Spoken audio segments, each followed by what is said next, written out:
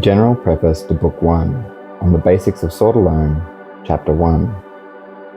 I will start this book with the system for the sword alone, from which stems the understanding of all other weapons. You will encounter many principles that will serve you very well with the sword and dagger, and indeed with any other combination. If you are confident with the sword alone, you will find it even easier to use it in combination with another weapon. All the principles of the sword alone are founded upon 4 guards.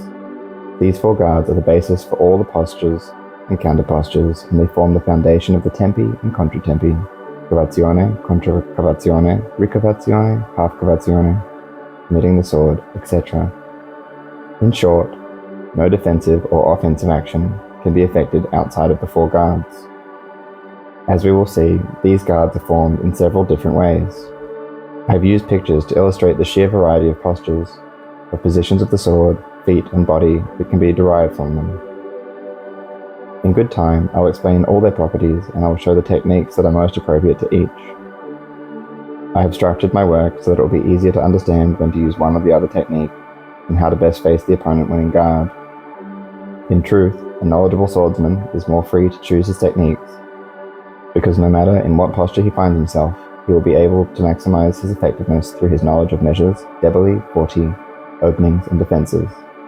However, I must concede that some postures are better than others, and some ways of approaching the measure are safer than others, and that, once within measure, you must conform your strategy to the moves of your opponent, to the opportunities he gives you, and to his distance from you. Speaking of distances, there are 2. And what is good in one distance may not be good in the other. You will see how the 2 different measures affect all the defenses and offenses. But first, let us talk about the 4 principal guards and why they are called first, second, third, and fourth. After briefly discussing how they acquired their names, we will move to the sword and its division, then to the counter postures, the measures, and to other topics I consider necessary and useful to the serious student of this art.